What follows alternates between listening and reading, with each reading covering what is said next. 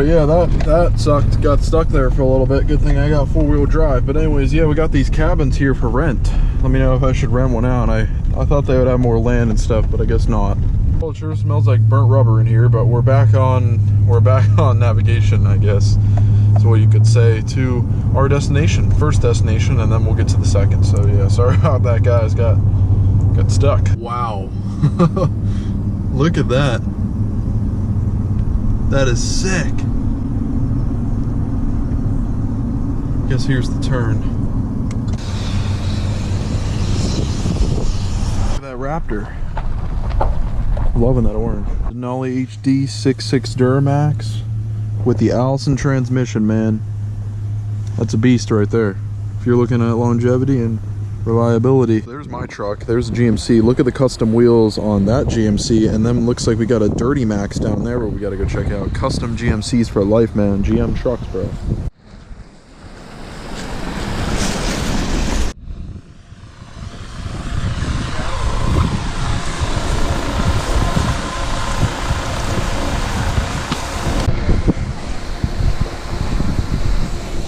So I guess my only option is to get a season pass. Yeah, first standing around there it's not that bad, but then after a while the coldness gets to you. It's definitely a lot colder there with all the snow machines. But here it is, man. Dirty Max, judging by that 5-inch exhaust, which is already corroding, by the way, so I'm assuming it's aluminized. It's definitely a deleted Duramax. The truck is sick, bro. Look at those wheels on it. I said it before and I'll say it again. That design, I love it. I might have to go with that. Depends on the offset and sizes I can go with. But I love those wheels, man. Looks so good.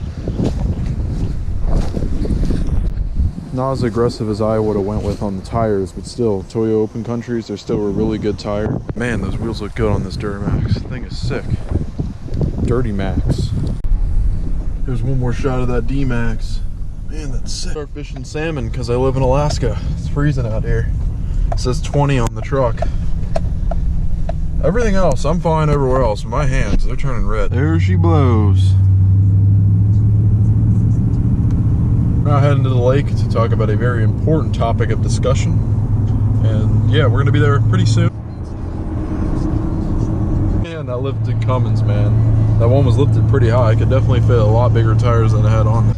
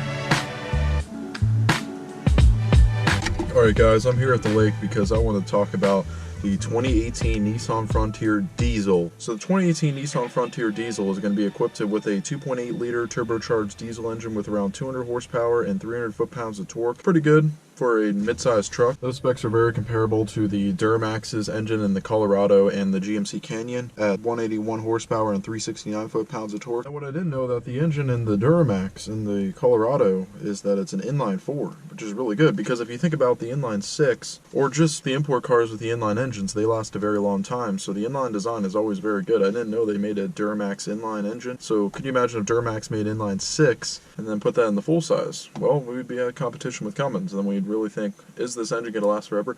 But anyways, off topic, let's go back to Nissan. So the Nissan 2.8 liter Cummins engine going into the truck, and you got to think the full-size Nissan Cummins already has a 5.0 Cummins engine in it, so they're even going to put in the Frontier, so we're going to be thinking, wow, they're going to be doing more with Nissan than they are Ram, because Ram Ram also has a mid-size pickup. They put a V8 in their Dakotas a while back, and that was really cool that they did that.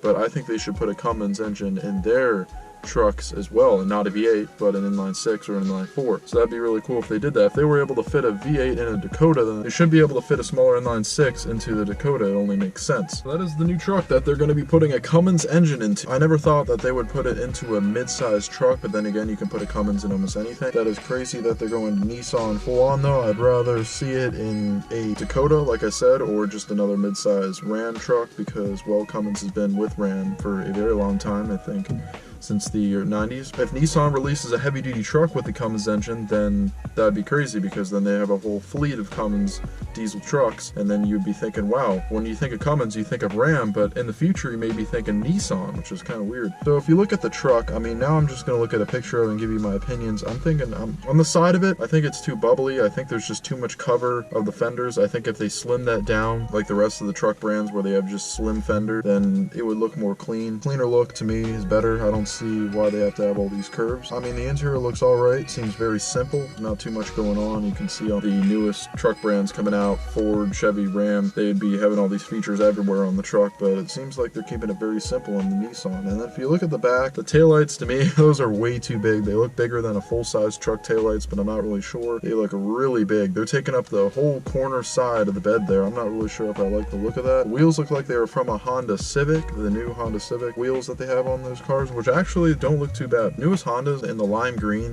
they actually look pretty cool to me. So yeah, the truck from the back, I don't know, looks kind of small. The rest of the truck looks small. The bed looks very big and bulky. It's just too round around the fenders. For the engine, yeah, that's why it's going to be a big seller. It's probably going to make a lot of sales because of the Cummins engine, but it's kind of like the full-size one as well. It's going to make sales because of the engine. The estimated price would be $20,000 all the way up to $28,000 for the highest packages, so it's not too bad for a mid-sized truck, but still, because of the engine, I would own one, I would drive one. It'd be cool to have and stuff like that, but I would not buy that as my daily driver or replace any of the trucks I have now. I'd rather keep my Ram Cummins. So the release date could be sometime in 2018, so that's really crazy that this could be coming out this year. And if it does come out this year, we'll go check it out, we'll go test drive, really get the full feel of the truck and really look at a mid-size Cummins engine. I've never actually seen